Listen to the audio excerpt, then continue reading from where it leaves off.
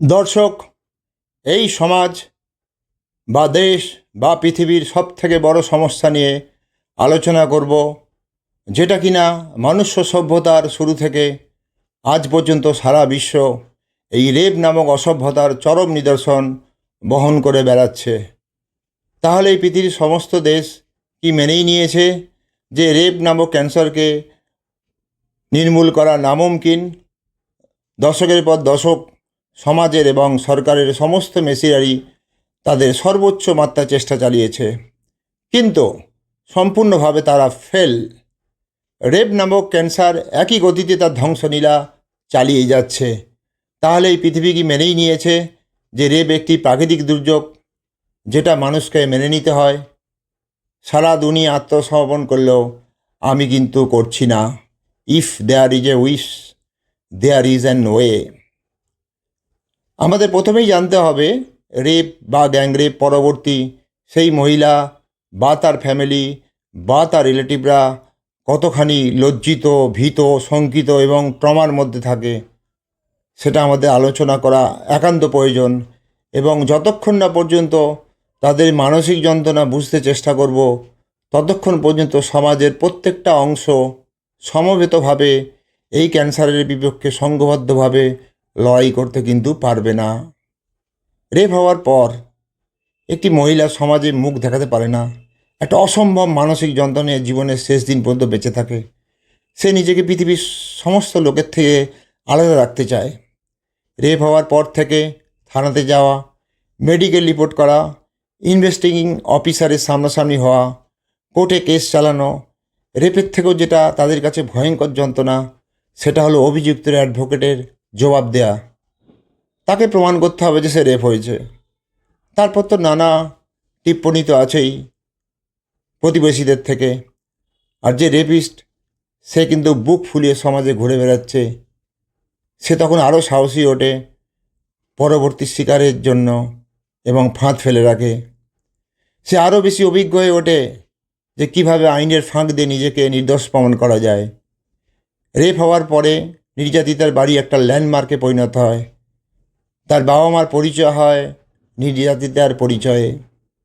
একবার জাস্ট চোখ বুলিয়ে চিন্তা করুন যে রেপ হওয়ার পর একটা মহিলা কিভাবে ট্রমা নিয়ে জীবনের শেষ দিন পর্যন্ত বেঁচে থাকে।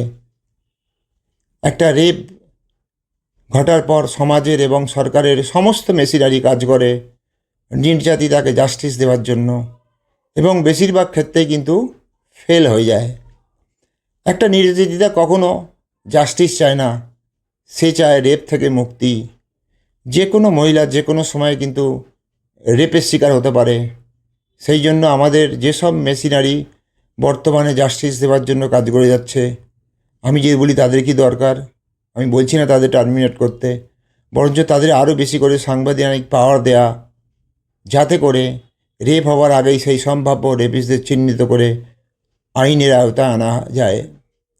এখন আপনারা বলবেন এটা কী করে সম্ভব? ইয়েস, এটাই সম্ভব, এবং আমি সেই পথই দেখাবো। এই প্রসঙ্গে একটা ব্যাপারে আলোচনা করা বিশেষভাবে প্রয়োজন। সেটা হলো সরকার এবং বিরোধী পক্ষ উভয়কেই দায়িত্ব নিতে হবে। কারণ সব দেশেই যদি কোনো রেপের ঘটনা ঘটে, সরাসরি বিরোধী পক্ষ অ্যাক্টিং সরকারকে কাঠগড়ায় দাঁড় করায়। বিরোধী পক্ষ তাদের রাজনৈতিক এজেন্ডাকে এই ইস্যুর সাথে জড়িয়ে দেয়, রাজনৈতিক ফায়দা তোলার চেষ্টা করে, এবং আসল রেপ কেস তখন সাইড ট্র্যাক হয়ে যায়। কোনো সরকার রেপিস্টদের বলে না যে তুই রেপ করে আয়। রেপিস্টরা না কোনো ধর্মের, না কোনো জাতির, না কোনো বর্ণের, না কোনো ভাষার।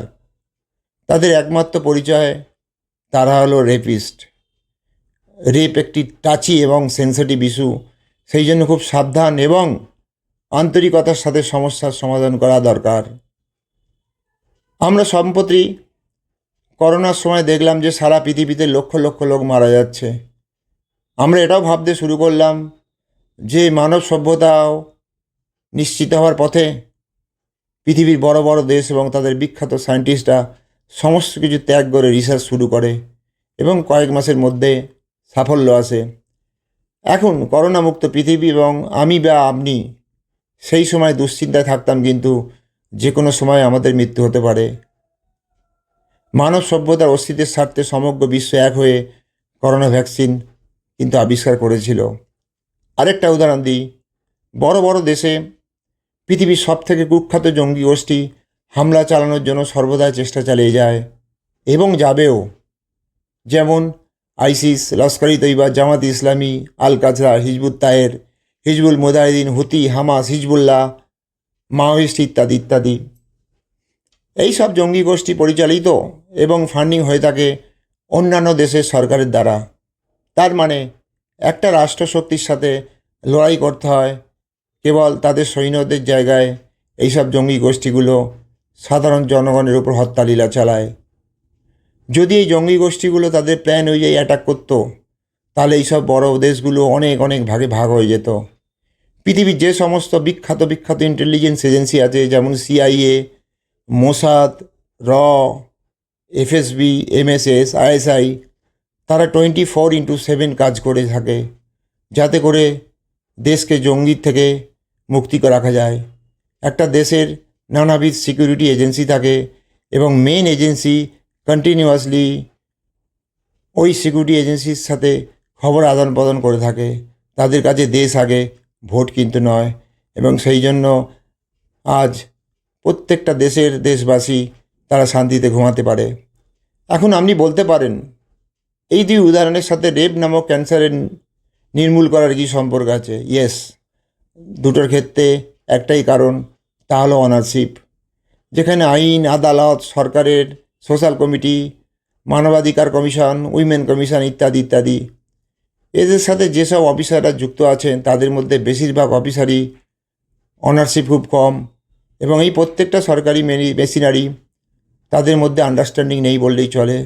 প্রত্যেকে তাদের নিজ নিজ ডিপার্টমেন্টের প্রোটোকল মেনে কাজ করে এবং এখানেই সমস্যার মেন কারণ। আমি আরেকটা উদাহরণ দিই। আমরা প্রায়শই খবরে দেখি যে লোয়ার কোর্টের ফাঁসি রায় আপার কোর্টে সম্পূর্ণ খারিজ হয়ে গেছে। দেখা যায় ফাঁসি দিতে গেলে যে ধরনের সাপোর্টিং ডকুমেন্টস দরকার, সেগুলো ইনভেস্টিগেটিং অফিসার এবং ভিকটিমের অ্যাডভোকেটস ঠিকভাবে সাজাতে পারে না, বা সাক্ষীকে ভয় দেখিয়ে কেস গড়িয়ে দেয়া। ভিকটিম বা তার পরিবার কিন্তু জাস্টিস থেকে বঞ্চিত হয়ে গেল। আপনারা বলুন, যেখানে রেপিস্ট তার দোষ কবুল করছে, মেডিকেল রিপোর্ট সাপোর্ট করছে, তা সত্ত্বেও রেপিস্টের ফাঁসি হচ্ছে না। আপনারা ভাবুন, who is responsible for that? আপনি যদি চুলচেরা বিশ্লেষণ করে দেখবেন ডিপার্টমেন্টাল প্রোটোকল অনুযায়ী জুডিশিয়াল ও ঠিক কাজ করেছে, সিকিউরিটি এজেন্সিও ঠিক কাজ করছে। তাহলে এখন কি করতে হবে? ইয়েস, সেটাই আলোচনা করব। রেপ সম্পূর্ণরূপে বন্ধ করতে 3টি কাজ করতে হবে। 1, মহিলাদের স্ট্রিক্টলি কিছু এসওপি মেনে চলতে হবে। 2, মহিলারা যে জায়গায় কাজ করবে বা যে পথে যাতায়াত করবে সেখানে কিছু নিয়ম এবং ইনফ্রাস্ট্রাকচারাল ফেসিলিটি দিতে হবে বা ডিমান্ড করতে হবে। 3, আইনে পরিবর্তন এবং সেই পরিবর্তনের জন্য যা যা ইনফ্রাস্ট্রাকচারাল ফেসিলিটি প্রয়োজন সেগুলো সরকারকে প্রদান করতে হবে। এবার ডাইরেক্ট সাবজেক্টে আসা যাক। রেপিস্টদের মূলত আমরা 5টি ভাগে ভাগ করব। নাম্বার 1, চূড়ান্ত প্রতিশোধ। কীরকম? যেমন কারোর বাবার সাথে অন্যান্য বা অন্য একটি দলের লোকের সাথে চূড়ান্ত ঝামেলা হলো, সেখানে সেই বাবার মেয়েকে রেপ করে প্রতিশোধ নেওয়া হচ্ছে। যে মেয়েটি কিছুই জানে না তাকে রেপের শিকার হতে হচ্ছে। বা প্রেমে প্রত্যাখ্যিত হয়ে তার পুরনো বান্ধবীকে নৃশংসভাবে রেপ করে খুন করা হয়। এই রকম ঘটনা প্রায়শই দেখা যায়। নাম্বার 2, পরিচিত বা সান্নিধ্যের সুযোগে সদ্ব্যবহার করা। অর্থাৎ পরিচিত লোকজন বিনা বাধায় মেয়েটির খুব কাছে চলে যেতে পারে এবং সুযোগ পেলে কাজ হাসিল করে বেরিয়ে আসে। পরিচিতির মধ্যে আসে হলো ফ্যামিলি, রিলেটিভ, প্রতিবেশী, অফিস কলিগ, শিক্ষা প্রতিষ্ঠান, বাড়িওয়ালা, ভাড়াটে ইত্যাদি ইত্যাদি। অবাক হবেন শুনলে যে 70% রেপ এই কারণে হয়ে থাকে। এবং যেহেতু পরিচিত সেহেতু জানাজানির ভয়ে মেয়েটিকে খুনও হতে হয়। নাম্বার 3, যৌন বিকারগ্রস্ত মানুষ দ্বারা। এরা যে কোনো সময় যে কোনো কাণ্ড ঘটিয়ে দিতে পারে, যাদের বিন্দুমাত্র লজ্জা, ভয় বা অপরাধবোধ নাই। নাম্বার 4, সংগঠিত গণহত্যা। এটা আমরা অল্প বিস্তর সবাই জানি। সংগঠিত গণহত্যা হয় দুই দেশের মধ্যে যুদ্ধ হলে, দুই ধর্মের লোকের মধ্যে আক্রমণ হলে, দুই জাতির মধ্যে আক্রমণ হলে, দুই গোষ্ঠীর মধ্যে আক্রমণ হলে ইত্যাদি। Number 5, opportunities rape. এক বা একাধিক দুষ্কৃতী হঠাৎ কোনো পরিবেশে একটি মেয়েকে যদি একা পেয়ে যায় তাহলে তার সদ্ব্যবহার করে। যেমন পথ হারিয়ে কোনো মহিলা হঠাৎ এসে যায়, বা ভ্রমণের সময় নতুন জায়গা চিনতে না পারা ইত্যাদি ইত্যাদি। গ্লোবাল ডাটা অনুযায়ী মাত্র 25% অভিযুক্ত দোষী সাব্যস্ত হয় এবং বাকি 75% প্রমাণের অভাবে মুক্তি পেয়ে যায়। এটি একটি গ্লোবাল সমস্যা যে সমগ্র সংবিধান এবং আইনের প্রয়োগ মূলত অপরাধ হওয়ার পর অপরাধীকে শাস্তি দেওয়ার জন্য। অর্থাৎ অপরাধ হইবার পর সংবিধান, আইন, আদালত অ্যাক্টিভ হয়ে ভিকটিমকে জাস্টিস প্রদান করার জন্য উঠে পড়ে লাগে। আমি যদি একটু ঘুরিয়ে বলি তাহলে ব্যাপারটা এইরকম হবে যে সরকারের এই 3টি উইং রেপ যাতে না ঘটে তার জন্য কিন্তু কোনো বিধান রাখেনি বা কোনো প্রতিরোধমূলক প্রচেষ্টাও রাখেনি। এক্স্যাক্টলি এই মাইন্ডসেটেই যত প্রবলেম লুকিয়ে আছে। সুতরাং রেপ হওয়ার পর ভিকটিমকে ন্যায় বিচার দেওয়া ধারণা থেকে সরকারের এই ইউনিয়নকে বেরিয়ে এসে চিন্তাভাবনা করতে হবে একটা রেপও এর ঘটনা ঘটবে না, তার জন্য কি করতে হবে। কিন্তু এটা কি করে সম্ভব বা আদৌ সম্ভব কি না, আস্তে আস্তে সেই লক্ষ্যে এগোতে থাকবো। আপনারা ভিডিওটা স্কিপ না করে পুরো দেখতে থাকুন। আরও একটি বিষয় অবশ্যই আলোচনা করা দরকার, সেটা হলো এই 3টি প্রপোজাল ছাড়াও আর বেশ কিছু ইস্যু আছে যেটা 30 মিনিটের এই ভিডিওতে পুরো কভার করা সম্ভব নয়। সেই জন্য আমি প্রত্যেক দর্শককে অনুরোধ করব তারা যেন ডেসক্রিপশান বক্সে যে বইটার লিঙ্ক দেওয়া আছে দয়া করে বইটা পড়ে নেবেন।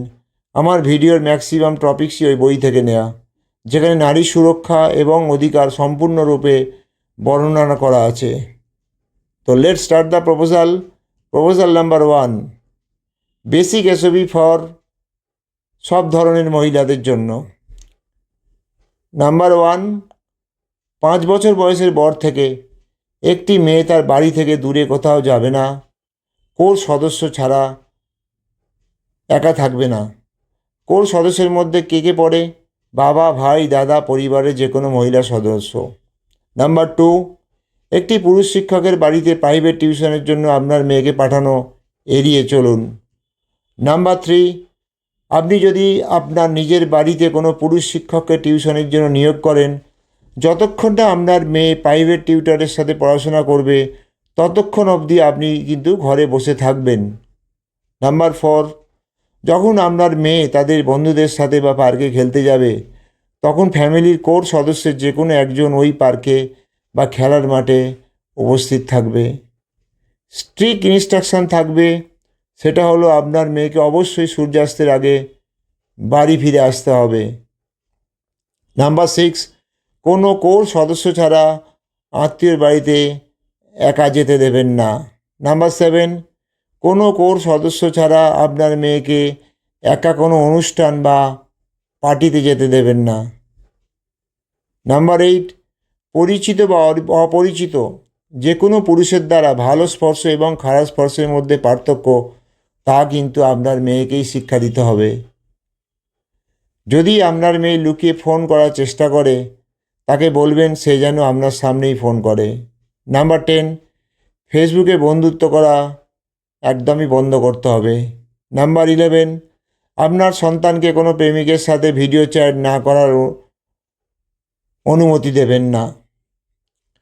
নাম্বার 12, আপনার মেয়েকে প্রাপ্তবয়স্ক পর্যায়ের কাছাকাছি শেখান বা বোঝান যে তার কেরিয়ার গড়ার দিকে আরও মনোনিবেশ করা উচিত, কারণ একবার সে যদি সফলভাবে কর্মজীবনে প্রবেশ করে তারপর জীবনসঙ্গী নির্বাচন করার এই পরামর্শই দেওয়া উচিত। নাম্বার 13, অন্য ধর্মের জীবনসঙ্গীকে সম্পূর্ণভাবে এগিয়ে চলুন, এটা জীবনের চরম ভুল হবে। 14, বিয়ের সফলতার হার প্রেমের বিয়ের থেকে বেশি, এটা একটা বয়সের পর বোঝাবেন। নাম্বার 15, বিবাহের পরে আপনি যদি বড় অস্বাভাবিকতা দেখতে পান যা কিনা আপনার সহ্যের বাইরে, কোনো দ্বিধা ছাড়াই আপনার পিতামাতার বাড়িতে ফিরে আসুন। নাম্বার 16, কোনো মূল্যে তৃতীয় সন্তানের জন্য চেষ্টা করবেন না। নাম্বার 17, হয়রানি, লাঞ্ছনা বা গার্হস্থ্য সহিংসতা সম্পর্কিত আপনার আইনি অধিকার সম্পর্কে নিজেকে শিক্ষিত করে তুলুন। নাম্বার 18, স্পাই ক্যামেরা ব্যবহার করা উচিত যেখানে একজন মহিলা মনে করেন যে কোনো ঘটনা ঘটতে পারে যা কিনা তার বিরুদ্ধে যেতে পারে। নাম্বার 19, মহিলারা ছেলেদের কোনো আন্দোলনে যোগ দেওয়ার আগে আপনারা বেশ কয়েকবার ভাববেন। আপনি ইতিমধ্যেই পুরুষ সমাজ দ্বারা শোষিত। এই প্রেক্ষাপটে দক্ষিণ এশিয়ার একটি দেশে অতি সাম্প্রতিক কোটা বিরোধী আন্দোলনে মহিলা শিক্ষার্থীরা পুরুষ শিক্ষার্থীদের সাথে সরকারের বিরুদ্ধে যোগ দেয় এবং পুলিশের গুলিতে বহু ছাত্রী নিহত হয়।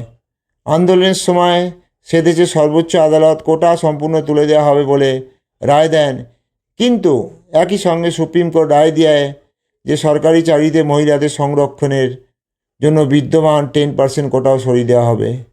তাদের আন্দোলন ছিল মুক্তিযোদ্ধাদের পরিবারের সদস্যদের জন্য 40% কোটা অপসারণ করা, কিন্তু সুপ্রিম কোর্ট অতিমাত্রায় উৎসাহিত হয়ে মহিলাদের জন্য সরকারি চাকরিতে সংরক্ষণকে সম্পূর্ণরূপে সরিয়ে দিল।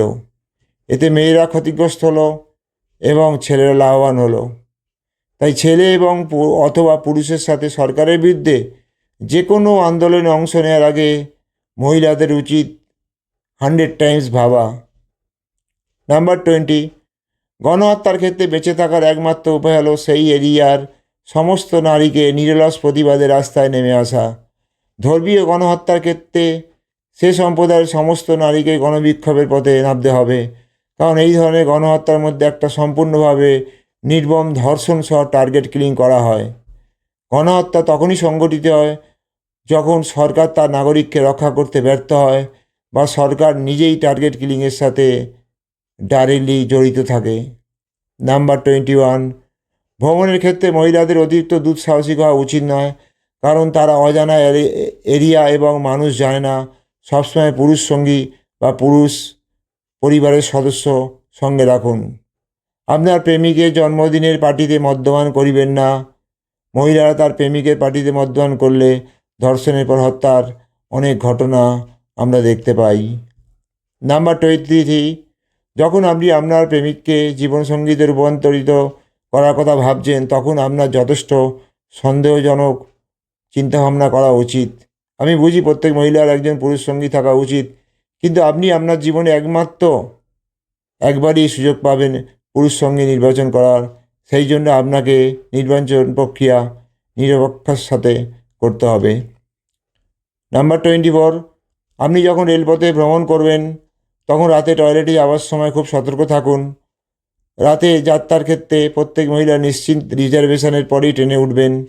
কোনো অবস্থাতেই বা প্ল্যাটফর্মে অপেক্ষা থাকা সহযাত্রীর কাছ থেকে কোনো কোমল পানীয় নেবেন না। 25, যখন আপনি হাসপাতালে বা নার্সিংহোমে ভর্তি হন পুরুষ ডাক্তার ছাড়া আপনার যে কোনো পুরুষ পরিষেবা প্রদানকারীর প্রতি খুব সন্দেহজনক চিন্তাভাবনা থাকা উচিত। 26, প্রতিটি আবাসিক অ্যাপার্টমেন্টের বেশিরভাগই নিরাপত্তা প্রহরী পুরুষ, তাই কোনো নিরাপত্তা কর্মীদের সাথে বন্ধুত্ব করবেন না এবং কোনো নিরাপত্তা কর্মীকে আপনার ফ্ল্যাটে প্রবেশ করতে দেবেন না যখন আপনি আপনার ফ্ল্যাটে একা থাকবেন। 27, গ্রামের দিকে সন্ধ্যাবেলা যদি কোনো টিউশন ব্যাচ থাকে সেটা অ্যাভয়েড করার চেষ্টা করুন। আপনি যখন প্রাইভেট টিউটরের বাড়িতে পড়তে যাবেন তখন কিন্তু সাবধান থাকবেন, একা না থেকে সবসময় ব্যাচের মধ্যে থাকার চেষ্টা করতে হবে। 28, এমন একটি আইন হওয়া উচিত যে সমস্ত অফিস কক্ষ সিসিটিভি দিয়ে সজ্জিত করা উচিত যেখানে কিনা মহিলা কর্মীদের যাতায়াত আছে। কোনো পুরুষের সাথে মৌখিক আলাপ পরিচয়ের সময় কোনো নারীর বডি সিকিউরিটি ক্যামেরা চালু থাকলে কোনো পুরুষের পক্ষ থেকে কোনো বাধা বা বিরোধ থাকা উচিত নয়। এই সিস্টেমও চালু করা উচিত। 29, 18 বছর বয়সের আগে প্রেমের সম্পর্কে জড়ানো একেবারে এড়িয়ে চলুন। যদিও আপনি পেয়ে পড়েছেন সেখানে খুব শক্তিশালী এবং স্পষ্ট বার্তা থাকবে যে যদি কোনো সমস্যা হয় তাহলে সেই মেয়েটি সম্পূর্ণ সম্পর্ক ত্যাগ করতে পারবে কোনো জবাবদিহি ছাড়াই। নাম্বার 30, সম্পর্ক বিচ্ছেদের পর মহিলা সঙ্গী যখন বুঝতে পারে যে তার পুরনো প্রেমিক তাকে বিরক্ত করছে, তখন তাকে অবিলম্বে তার বাবা মাকে জানাতে হবে এবং অভিভাবকদের পুলিশের সাহায্য নেওয়া উচিত এবং সেই সঙ্গে সেই ছেলের বাবা মাকেও অবগত করা উচিত। এছাড়া মহিলা সঙ্গীকে হোয়াটসঅ্যাপ বা মেলের মাধ্যমে জানাতে হবে যে তিনি বন্ধুত্ব চালিয়ে যেতে আগ্রহী নন। এক্ষেত্রে কিছু অডিও ক্লিপ বা ভিডিও ক্লিপ প্রয়োজন, যাতে প্রমাণ করা যায় যে ছেলেটি তাকে বিরক্ত করছে। 31, পরিচিত পুরুষ, আত্মীয়, বন্ধু, প্রতিবেশী, সহকর্মী, ঊর্ধ্বতন ব্যক্তিদের কোনো অস্বাভাবিক আচরণ দেখলে প্রতিটি মহিলার খুব সতর্ক এবং সন্দেহজনক হওয়া উচিত। তথ্য বলছে ধর্ষণ এবং সবচেয়ে বেশি মৃত্যুর পর হত্যার শিকার ব্যক্তির পরিচিত ব্যক্তির দ্বারাই সৃষ্ট, কারণ পরিচিত ব্যক্তি ভিকটিমের শক্তি এবং দুর্বলতা জানে এবং দীর্ঘ সময় ধরে তার প্রতিটি গতিবিধি অনুসরণ করেন এবং ঝুঁকিমুক্ত সুযোগ পেলে সে অপরাধ করা শুরু করে। নাম্বার 32, অন্ধকার রাস্তা এড়িয়ে চলুন এবং আপনি যখন রাতে একাকী নির্জন রাস্তায় হাঁটছেন এবং যদি আপনি অনুভব করেন যে কেউ আপনাকে অনুসরণ করছে, তবে আপনাকে অবশ্যই রাস্তাটি ওই সময়ের জন্য ক্রস করতে হবে এবং দেখবেন সেই লোকটিও রাস্তা ক্রস করছে কি না। যদি সে রাস্তা ক্রস করে, আপনি অবিলম্বে আপনার পরিবারের সদস্যদের মোবাইলে ফোনে উচ্চস্বরে ব্যাপারটা জানান। নাম্বার 33, রাতে বেসমেন্ট পার্কিং এড়িয়ে চলুন, বিশেষ করে যখন আপনি একা গাড়ি চালাচ্ছেন। 34, একজন মহিলা দ্বিতীয় বিয়ের ক্ষেত্রে যদি তার কন্যা সন্তান থাকে, তাহলে এমন সঙ্গীকে বিয়ে করা উচিত যার কিনা একটা কন্যা সন্তান আছে। এটি মহিলার কন্যার জন্য পর্যায়ক্রমিক ধর্ষণের ঘটনার একটা উচ্চ সম্ভাবনা হয়ে থাকবে। 35, একটি বিশেষ বিদ্যালয়, অন্ধ বিদ্যালয়ে সকল শিক্ষক বা প্রশিক্ষক এবং স্টাফ অবশ্যই মহিলা একান্ত প্রয়োজন। নাম্বার 26, কোয়েড স্কুলে মেয়েদের সবসময় দলবদ্ধভাবে থাকতে হবে। এমনকি গ্রামের পাশে একটি মেয়ে যখন স্কুলে যাবে, তখন তাকে তার বন্ধুদের সাথে থাকতে হবে। যখন মেয়েটি স্কুলে একা যাচ্ছে, বিশেষ করে যখন বাড়ি থেকে স্কুলের দূরত্ব অনেক বেশি এবং নির্জন রাস্তা দিয়ে যাচ্ছে, তাকে অতিরিক্ত সাবধানতা অবলম্বন করতে হবে এবং প্রত্যেক দিন। নাম্বার 37, যখন একজন মহিলা ভাড়াটিয়া হিসাবে থাকেন, তখন তাকে অবশ্যই পুরুষ বাড়িওয়ালার সাথে যোগাযোগ করার সময় খুবই সতর্কতা অবলম্বন করতে হবে এবং একইভাবে বাড়িওয়ালার যে কোনো মহিলা সদস্যকে পুরুষ ভাড়াটেদের সাথে যোগাযোগ করা এড়োতে হবে। একটি বন্ধ প্রাঙ্গণে ধর্ষণের সম্ভাবনা অনেক বেশি।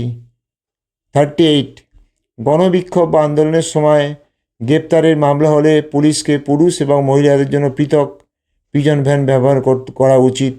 এই ধরনের গণবিক্ষোভের বেশিরভাগ ক্ষেত্রে একই পুলিশ ভ্যানের মধ্যে নারী পুরুষ উভয়ে বিক্ষোভকারীকে ওঠানো হয়।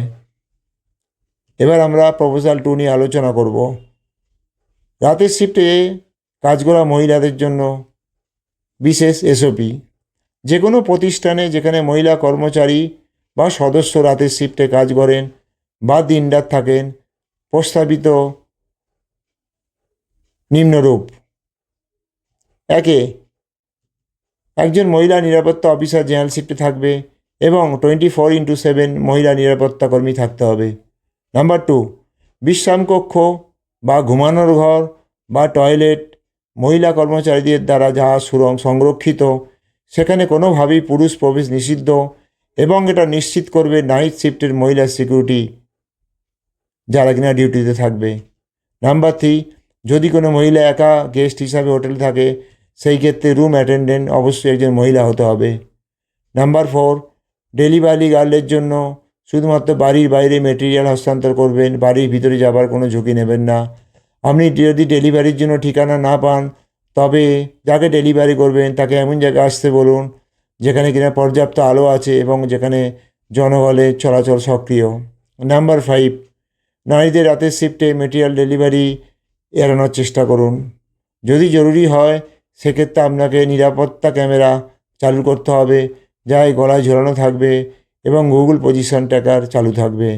নাম্বার 6, যে কোনো বসের অফিসে সিসিটিভি ক্যামেরা লাগানো আবশ্যক, যার কাছে মহিলা কর্মচারী প্রত্যক্ষ বা পরোক্ষভাবে রিপোর্ট করে। পর্যাপ্ত সিসিটিভি ক্যামেরা স্থাপন করা এবং সিসিটিভির যথাযথ রক্ষণাবেক্ষণ খুবই গুরুত্বপূর্ণ। কোনো সিসিটিভি ক্ষতিগ্রস্ত হলে তা অবিলম্বে প্রতিস্থাপন করতে হবে এবং নিরাপত্তা কর্মকর্তা ও প্রতিষ্ঠানের প্রধানকে জানাতে হবে। নাম্বার 7, কিছু বেসরকারি বা সরকারি প্রতিষ্ঠানে পদোন্নতির জন্য মহিলাসহ সকল কর্মচারীকে আউটস্টেশন ট্রান্সফার নিতে হয়, যেটা কিনা নারীর পদোন্নতির জন্য আইন করে বন্ধ করা উচিত। 8 নাম্বার, কাজের সময় বা কাজের সময় পরে যদি কোনো মহিলা কর্মচারী কোনো পুরুষ কর্মচারীর দ্বারা কোনো বার্তা বা কল বা ভিডিও পান যা অরুচিকর বা যৌন দৃষ্টিভঙ্গি রয়েছে, তা অবশ্যই প্রথমে প্রতিষ্ঠানের প্রধানকে কপি মার্ক সহ HR ম্যানেজারকে জানাতে হবে। নাম্বার 8, যে কোনো মহিলা কর্মচারী ডিউটির সময় যে কোনো মূল্যে 12 ঘন্টার বেশি হওয়া উচিত নয়। যখন কোনো মহিলা 12 ঘন্টার বেশি ডিউটি চালিয়ে যান তখন তারা ক্লান্ত হয়ে পড়ে এবং আক্রমণাত্মকভাবে বিশ্রামের জন্য একাকী জায়গা খুঁজতে থাকে, যা একজন পরিচিত অপরাধী দিনে দিনে তাকে অনুসরণ করে এবং অনুকূল সুযোগ পেলে অপরাধে জড়িয়ে পড়ে। যখন ভিকটিম তার পরিচয় জানতে পারে তখন তাকে খুন হতে হয়।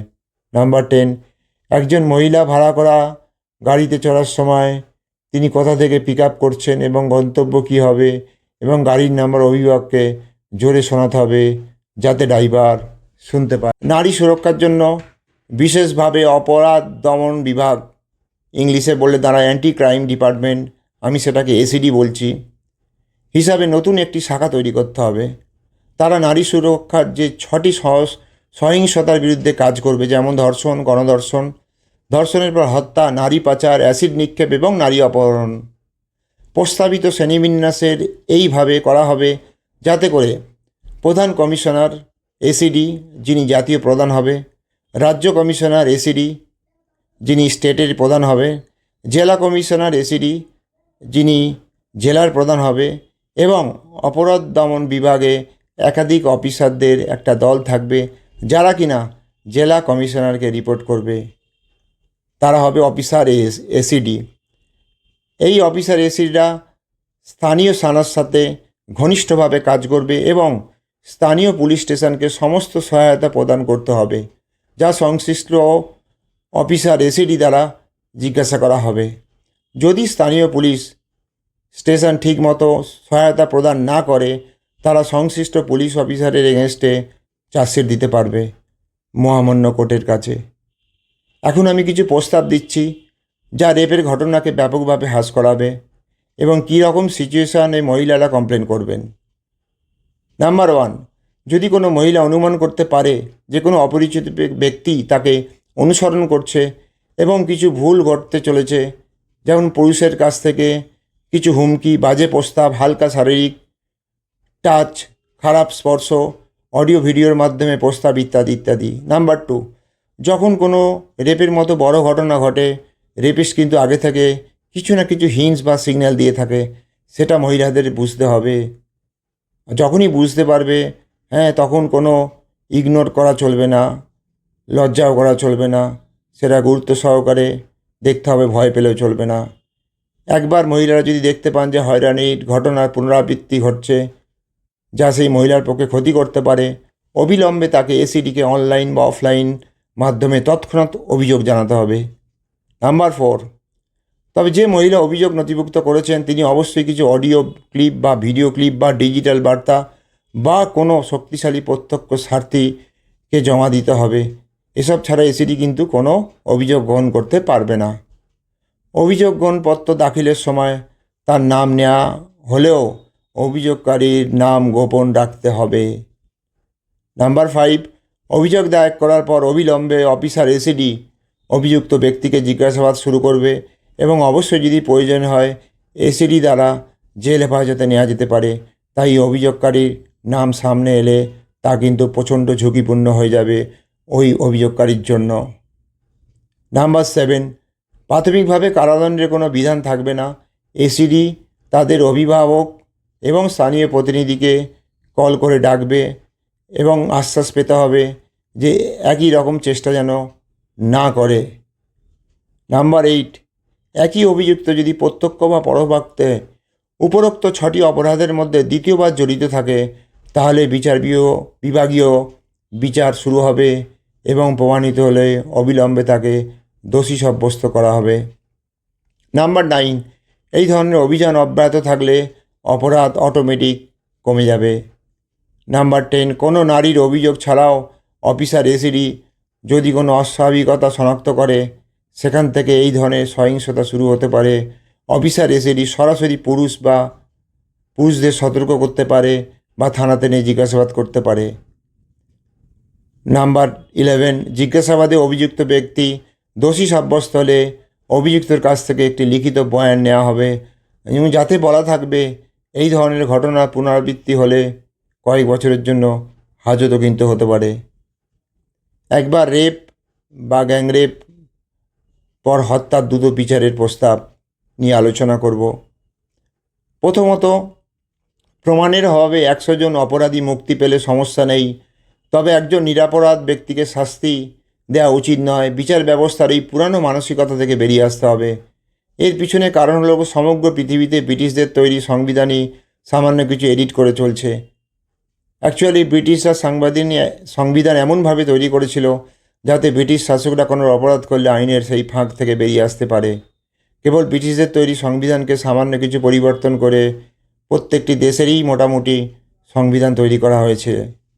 দ্বিতীয়ত, আইন সংশোধন করা উচিত যাতে অডিও বা ভিডিও বৈধ প্রমাণ হয়ে থাকে। এখন মোবাইল এবং ইন্টারনেটের যুগ, তাহলে কিভাবে অডিও ভিডিও প্রমাণ অবৈধ? লোকেরা এআই এর সাহায্যে অডিও ভিডিও টেম্পারিংয়ের বিষয়টি উত্থাপন করতে পারে। এআই জেনারেট অডিও ভিডিও বনাম ন্যাচারাল অডিও ভিডিওর মধ্যে যথেষ্ট পার্থক্য রয়েছে। রেপ পরবর্তী মৃত্যুর ক্ষেত্রে পোস্টমর্টেম বা ফরেন্সিক রিপোর্ট একজন ভিকটিমকে 100% প্রমাণ করার জন্য যথেষ্ট নয়। অভিযুক্তদের প্রায় 75% সাক্ষ্যের কারণে বেকসুর খালাস হয়ে যায়। সুতরাং অডিও এবং ভিডিও অবশ্যই বৈধ প্রমাণ হিসাবে বিবেচিত করতে হবে। মনে রাখবেন, ধর্ষণের মামলা চলাকালীন ধর্ষক ভিডিও করে না বা প্রত্যক্ষ সাক্ষী রাখে না। তদন্তকারী অফিসার দ্বারা প্রকৃত ঘটনা প্রমাণ করা তাদের পক্ষে খুবই কঠিন হয়ে যায়। তৃতীয়, বিচার প্রক্রিয়া দেরি হওয়ার অন্যতম কারণ হলো অভিযুক্ত ব্যক্তিকে নোটিশ পাঠানো। সেক্ষেত্রে হোয়াটসঅ্যাপ বা মেলের মাধ্যমে নোটিশ পাঠানোর পাশাপাশি কাগজ মোড়ের মাধ্যমে নোটিশ পাঠানোর পুরনো পদ্ধতিও থাকবে। আসামিরা জ্ঞাতসারে বাড়িতে থাকে না, মোবাইল ফোন বন্ধ করে বাড়ি থেকে পালিয়ে যায়। চতুর্থত, বিচার প্রক্রিয়া দেরি হওয়ার আরেকটি কারণ হলো অহেতুক অন্য মামলার মতো পরবর্তী শুনানির দিন 1 থেকে 2 মাস পরে দেওয়া হচ্ছে, যেটা রেপিস্টকে আরও উৎসাহিত করে তোলে। আমি প্রস্তাব করছি পরবর্তী শুনানির তারিখ 96 ঘন্টার মধ্যে হতে হবে এবং অভিযুক্ত যদি শারীরিক কারণ দেখিয়ে আসতে না চায়, ভিডিও কনফারেন্সের মাধ্যমে শুনানি চালিয়ে যাওয়া হবে।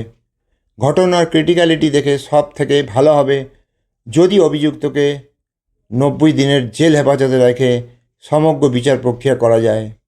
পঞ্চমত, সাক্ষীরাও কিন্তু একটা গুরুত্বপূর্ণ ভূমিকা পালন করে, তাই তাদের আইন এবং বিচারের মাধ্যমে রক্ষা করা উচিত। এটা সবথেকে ভালো বিকল্প হবে যদি সাক্ষী তার পর্যবেক্ষণ কেবলমাত্র বিচারকের কাছে বন্ধ ঘরের মধ্যে করতে পারেন। বেশিরভাগ সময় প্রত্যক্ষদর্শী নির্মমভাবে হামলার শিকার হন। এই কারণেই সাক্ষীরা বিচার বা তদন্ত প্রক্রিয়া অংশ হতে অনিচ্ছুক হয়ে পড়ে। ষষ্ঠত, এই 6 অপরাধের ক্ষেত্রে ডেডিকেটেড কোর্টরুম থাকবে এবং বিচার এবং তাদের অন্যান্য দলের সদস্যরা শুধুমাত্র সেই অফিসে বসবেন। এই ডেডিকেটেড কোর্টরুম শুধুমাত্র ধর্ষণ, গণধর্ষণ, ধর্ষণের পর হত্যা, নারী পাচার, অ্যাসিড নিক্ষেপ এবং নারী অপহরণের মতো 6টি মহিলা লঙ্ঘন সংক্রান্ত মামলা দেখবে। প্রত্যেকটি দেশে তাদের নিজস্ব তদন্ত প্রক্রিয়া রয়েছে যা আমি আলোচনা করব, কারণ তাদের দেশে বছরের পর বছর বিচার প্রক্রিয়া চলে আসছে। সেই জন্য আমি এটাকে কোনো কিছু পরিবর্তনের কথা বলছি না। এখনকার বিচার প্রক্রিয়াতে সবথেকে উদ্বেগ হলো টাইমলাইন। বিচার ব্যবস্থা যত দেরি হবে অভিযুক্ত পক্ষ তত প্রমাণগুলি নষ্ট করতে থাকবে, সেই সাথে তদন্ত প্রক্রিয়াকে প্রভাবিত করার জন্য সময় পাবে।